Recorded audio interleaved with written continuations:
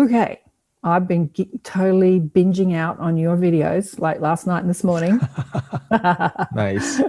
And I was revisited the email I sent to you about coming back on the show, because there was a video that I watched that totally had me crying and crying and crying. And it was the social memory complex, law of one, number 14, the destiny of the human race. There is this message that you deliver to humanity, and I'm just going to go over some points. We must evolve. And like you're standing there going, we must evolve, and the music's in the background. It's like, oh my God, sit up and listen to this. We must choose. Can I make this any more clear? We must choose to heal the separation we feel. The world does not need to be saved for us. The world needs to be saved from us. Oh my God, Aaron, these words, you were totally channeling doing this. Right? Maybe, I guess so. We must make expanding consciousness the number one goal of our civilization. We can sweep people into a vibration of love by becoming and living love ourselves. You are the light of the world. I just want to cry every time I just hear these words, because it's just reminding people who they are. You are the light of the world. The world will be as bright as the love you can give it. Your healing is the world's healing. The higher we raise our vibration, the more accessible we make this for others. Prioritize your own evolution. Oh, we can stop the show now. I just love how connected you are, Karen. I really do. It's beautiful. Those words, do they not speak to everybody? It's just, do they not speak to everybody? If you're awake, they will. They certainly will. Yeah. All right. Well, shall we get into, I have a question for you. Maybe I'll ask you now before we get into some of the questions. What's totally lighting you up at the moment? Because you're covering so much. So you've got so many series on your show, like Law of One, Course in Miracles, Mind Science. What's totally lighting you up at the moment as you live it and think about it, and in the sort of consciousness genre?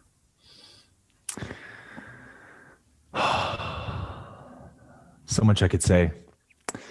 I've had like literally an unimaginable amount of success in the last year. Yeah. In my career.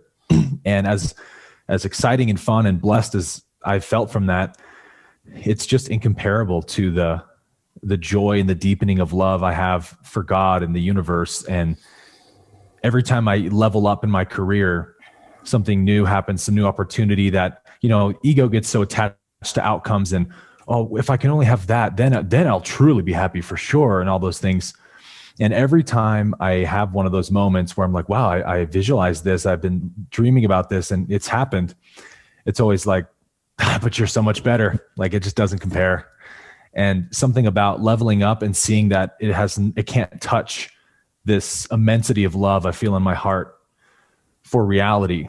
It feels like my love levels up at the same time, because the contrast just provides that catalyst. And so for me, it's just this every day I feel so much gratitude, one, for the work I get to do in the world. I have a Living the Course program, which is a Course in Miracles based program. We meet every single morning at 7 a.m. and we go over the daily lesson. So I get to like teach and share every day with 250 people live. And then I have my master class and I get to impact so many lives on YouTube. And I'm just, the comments flood in, the emails, the DMs flood in of, you've changed my life. You've changed my life. And you can't even put into words the gratitude I wake up with knowing that. But at the same time, again, what I really wake up with is this, just every day, it's like an always ever increasing joy and excitement to fall more in love, to surrender more, to disappear more, to become nobody even more. Because the more empty I become of the person of Aaron, the more full of the divine I become. And so long on my spiritual journey, Karen, I was so afraid to disappear, like to get rid of the person and all the person's desires, and like, but that thing will really fulfill me. Like I should really find out it first before I disappear. We have all these conundrums on the spiritual path as we pursue enlightenment, and just surrendering one little thing at a time. You slowly prove to yourself that there's nothing to fear, by getting rid of the person and your stories and your attachments and all that, you realize there's nothing of value whatsoever being lost. And so slowly, kind of like a snowball effect, the excitement starts to multiply every day, because it's like every little item of the person that I discard is replaced by more of that love. And it just deepens even more. And I'm like, how deep can it go? I just can't imagine it getting any better, but it continues to get better. More beauty, more aliveness, more connection. And so it's like everyone's so afraid to disappear. And I deal with this on my masterclass and YouTube comments and people, asking me questions about this. And it's like, how do I convey to people what they're missing out on? That like paradise is awaiting you on the other side. There's nothing to fear whatsoever by becoming free. And so it's like, I'm not afraid to disappear anymore, I think is what I'm most excited about. Like, to me, I want to live in that heaven, Oh, darling one. Absolutely. Okay. For people that don't understand, what do you mean by disappear? What do you mean by becoming nobody? Do you want to get into that? I just want to say something quickly about the more in love with yourself and life you became, the more success came. And yeah. that's the game of life, right? Mm-hmm. We think, okay, I'm going to work hard. I'm going to employ the U-Butte marketing guy and get the everything right on the computer so people AdSense and people can see me, and then when I'm successful, I'm going to feel good about myself. But when I've saved millions of people, when I've made lots of money, it's the other way around. It's just like, fall in love with yourself, fall in love with your source. Seek first the kingdom, and all these things will be added. So what was the question I asked you? What do you mean by disappear, for those people who don't understand? Yeah, great question. A few ways we could frame this. So we could say there's two polarities that make up the universe: the positive polarity, the negative polarity. And this is very law of one based, but a positively polarized view of the universe is, we could say, radiating. The positive polarity is radiating or outgiving, outpouring. The negative polarity is in-streaming or magnetic or attracting, absorbing into itself. And so the negatively polarized viewpoint of the universe is the personal one, the separation-based one. I'm a person. I'm separate from this universe, separate from the environment, separate from the source, really is what that means. And so it's like, look out for number one, fight to get to the top. All that matters is me, and everything else revolves around me. That's a negatively polarized view of the universe. Positively polarized is unity consciousness. Everything is myself. The whole universe is me. The world is my body. Everything is connected. And so I am just as concerned with the well-being and happiness of all beings as my own. And so when we talk about disappearing, it's sort of a way of saying this is like switching your view of the universe from a negatively polarized personal one to a universal one, or a positively polarized. And so how we do that in this spiritual path is to get rid of all the associations with the sense of I. So we all have the sense of I, or I am. We all know ourselves as I. And from the time you're born, you're a pure I. That's all you are. And as time goes forward, you get conditioned and socialized and all those things. You begin associating things with the I. I am Aaron. What is Aaron? Aaron is a body. Okay. I am Aaron the body. Aaron the body was abused. Aaron the body was abandoned. Aaron the body had a great upbringing, had great parents, whatever the story is. And it gets more complex as time goes on. And you just refer to that story as me. I am that story. And so in spirituality, or on the pursuit of enlightenment, we talk about forgetting the past, removing the past. All past associations have to be eliminated from my concept of self.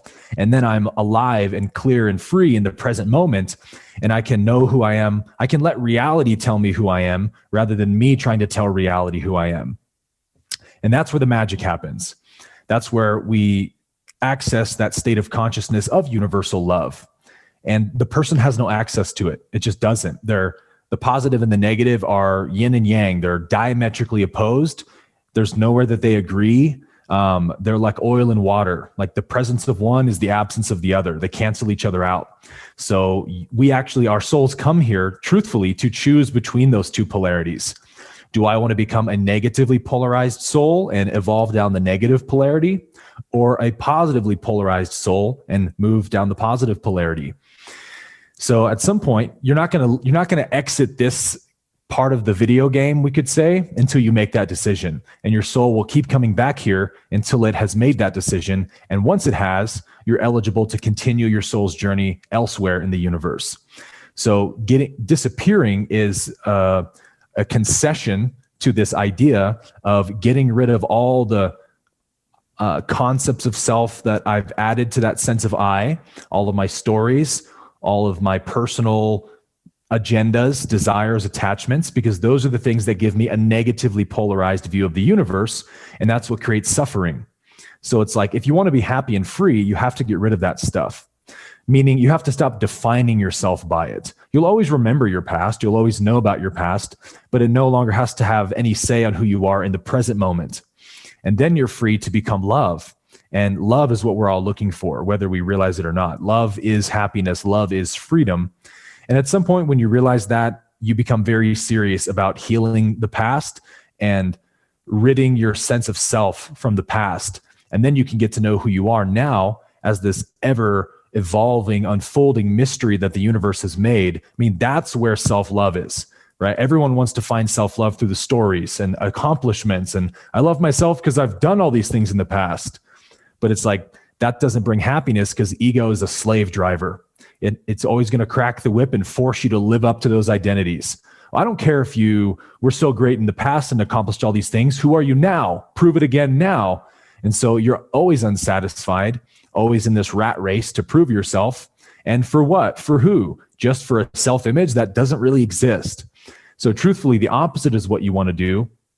Getting rid of all that stuff and needing all that stuff is the invitation to freedom. Oh, so good. That was so good. Okay, so let's kind of make it a little bit simplified. Happy for no reason. Happy for no reason. And waking up in the morning, instead of what do I want, what do I need today? Yes. Instead of that question, it's like, how can I serve? Because here's the thing. Yeah. Happiness denotes serving. I mean, it's just like when you're happy, all you want to do is serve. 100%. Yeah. And so I'm thinking about, even in a very practical way. So the thing I think about first thing I wake up is, what's for breakfast? So that's still the question of I, right? What do I feel like eating? But even our choices in what we eat can be of service to humanity in some way.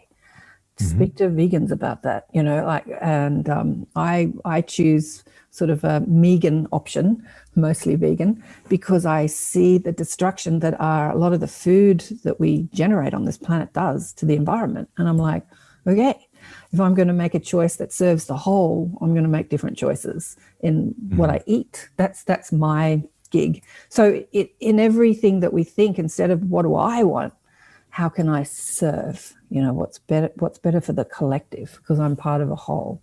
Would that be like disappearing, that disappearing the ego?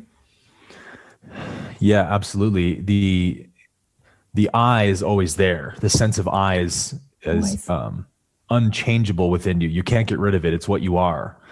You are the sense I am. And so if your view of I am is negatively polarized, then that I am is somehow lacking and incomplete always.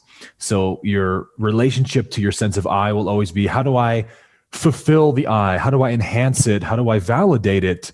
And so everything you do will be operating inwardly about you. But when you know that the I that you are is already complete and perfect and infinite and needs nothing, then the I becomes radiating. And you want to give that I to others. You want to extend it. And so anytime you reach beyond yourself to give to another, on the positive polarity, giving and receiving are the same thing, because that's radiation, right? So if I extend love to another or service to another, it actually enhances my own polarity. It helps me spiritually polarize even more. So when you see that, then yeah, your only desire becomes to serve, to give, to love, to continue reaching beyond yourself, because really it actually is service to self in a roundabout way. Because again, all the love you give is the love you receive in like manner.